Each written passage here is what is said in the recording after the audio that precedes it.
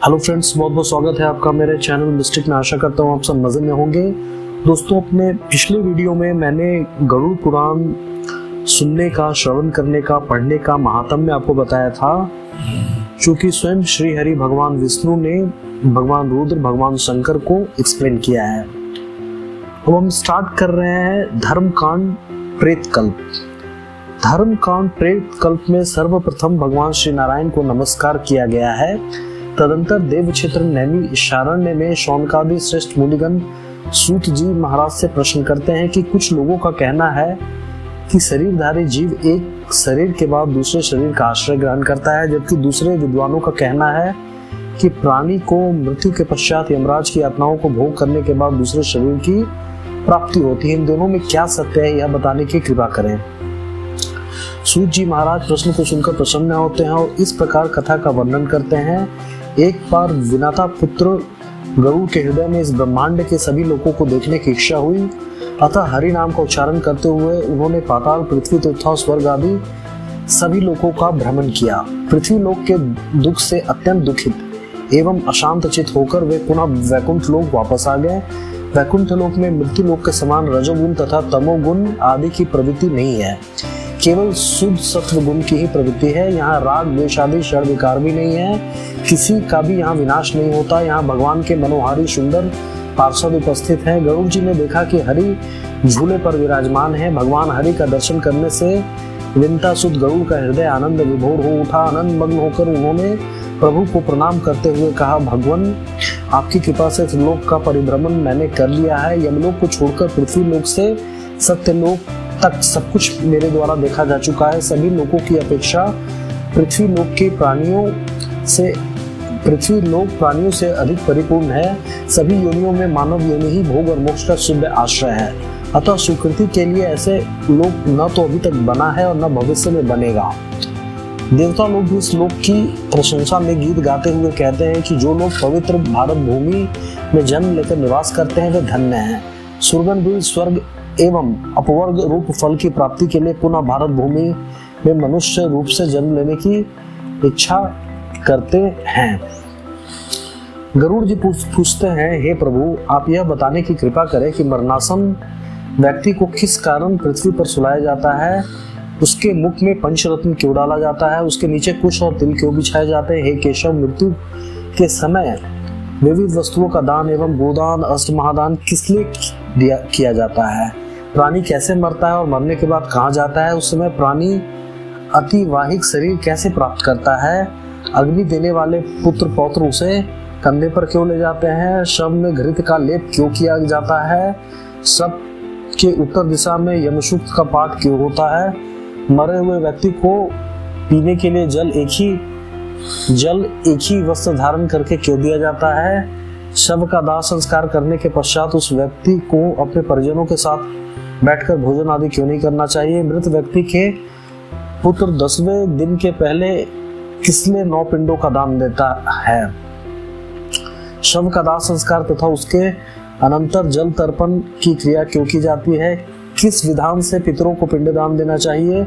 उस पिंड को स्वीकार करने के लिए उनका आवाहन कैसे किया जाता है। दाह संस्कार के बाद अस्थि संचयन और घट फोड़ने का विधान क्यों है।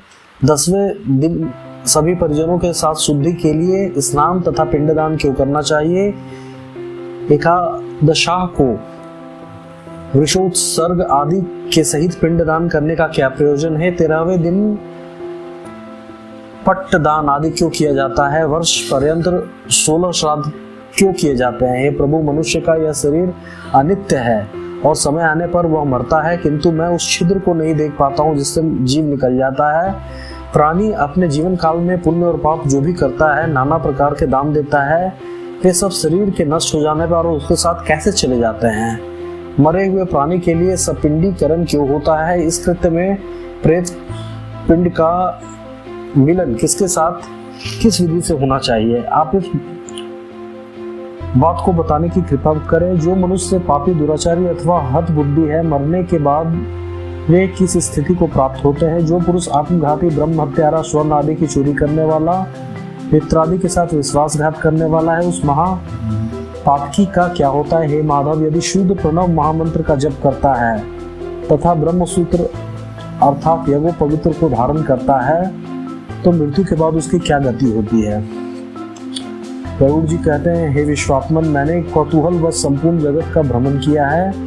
उसमें रहने वाले लोगों को मैंने देखा कि वे सभी दुख में ही डूबे रहते हैं। उनके अत्यंत कष्टों को देखकर मेरा अंतःकरण पीड़ा से भर गया। स्वर्ग में दैत्यों की शत्रुता से भय है। पृथ्वी लोक में मृत्यु और रोगादि तथा अदृश वस्तु के वियोग से लोग दुखी हैं।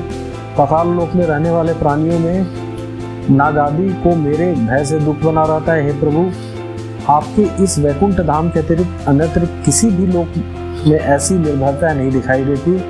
काल के वशीभूत इस जगत की स्थिति स्वप्न की माया के समान असत्य है। उसमें भी इस भारतवर्ष में रहने वाले लोग बहुत से दुखों को भोग रहे हैं।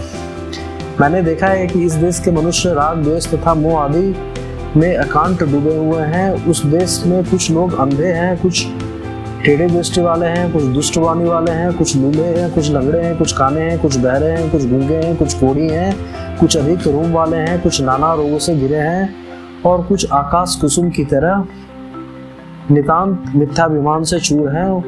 उनके विचित्र दोषों को तथा उनकी मृत्यु को देखकर मेरे मन में जिज्ञासा उत्पन्न हो गई है कि यह मृत्यु क्या है।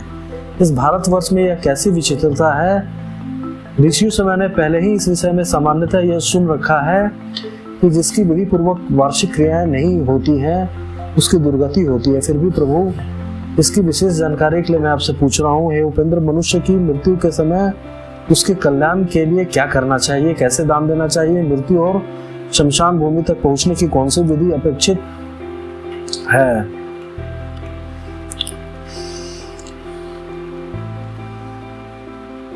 चिता में शव को जलाने की क्या विधि है। तत्काल अथवा विलंब से उस जीव को कैसे दूसरे देह की प्राप्ति होती है। यमलोक सैमनी नगरी भी जिसको बोला जाता है को जाने वालों के लिए वर्ष पर्यंत कौन सी क्रिया करनी चाहिए। दुर्बुद्धि अर्थात दुराचारी व्यक्ति की मृत्यु होने पर उसका प्रायश्चित क्या है।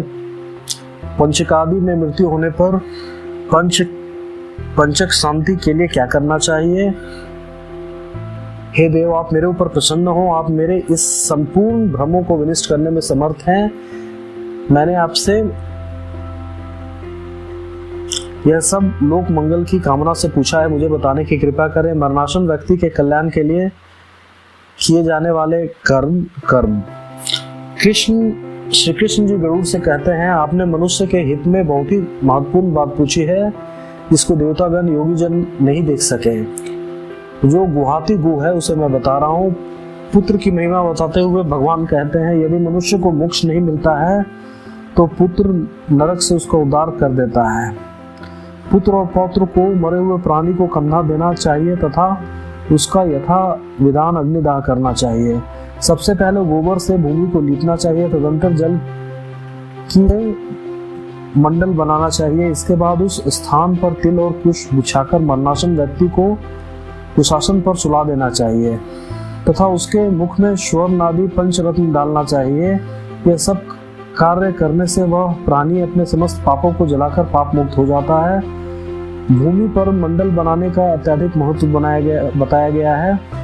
भूमि पर बनाए गए ऐसे मंडल में ब्रह्मा, विष्णु, रुद्र, लक्ष्मी तथा अग्नि आदि देवता विराजमान हो जाते हैं। अतः मंडल का निर्माण अवश्य करना चाहिए। मंडल विहीन भूमि पर प्राण त्याग करने पर उसे अन्य योनि नहीं प्राप्त होती। उसकी जीवात्मा वायु के साथ भटकती रहती है। तिल और कुश की माता बताते हुए भगवान कहते हैं कि हे गरुड़, तिल मेरे पसीने से उत्पन्न हुआ है, अतः तिल बहुत ही पवित्र है। तिल का प्रयोग करने पर असुर, दानव और दैत्य भाग जाते हैं।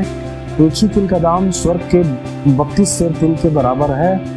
तर्पण दान एवं होम में दिया गया तिल दान अक्षय होता है। कुश मेरे शरीर के रोमों से उत्पन्न हुए हैं।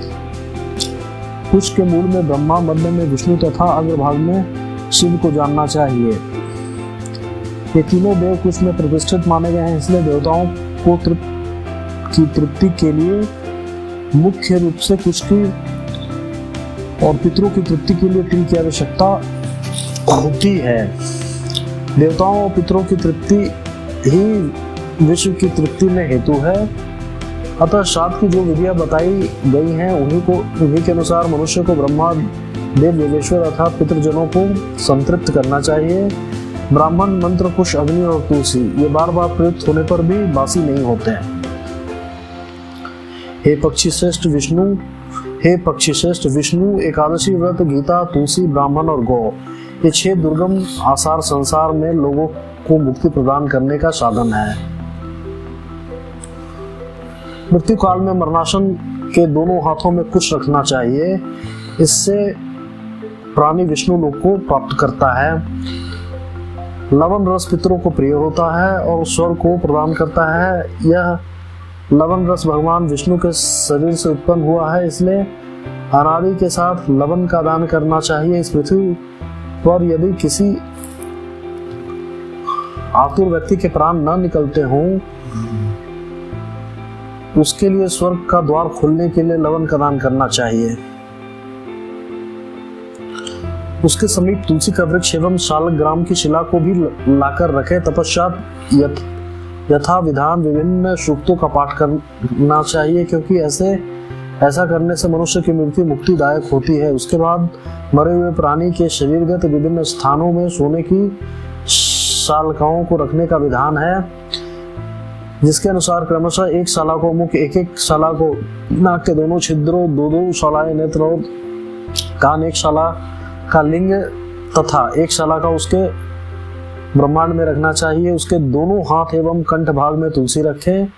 उसके शव को 2 वस्त्रों से आच्छादित करके कुकुम और अक्षत से पूजन करना चाहिए। तदंतर पुष्पों की माला से विभूषित करके उसे बंधु बांधवों तथा पुत्र एवं पूर्ववासियों के साथ अन्य द्वार से ले जाएं। उस समय अपने बांधवों के साथ पुत्र को मरे हुए पिता के शव को कंधे पर रखकर स्वयं ले जाना चाहिए।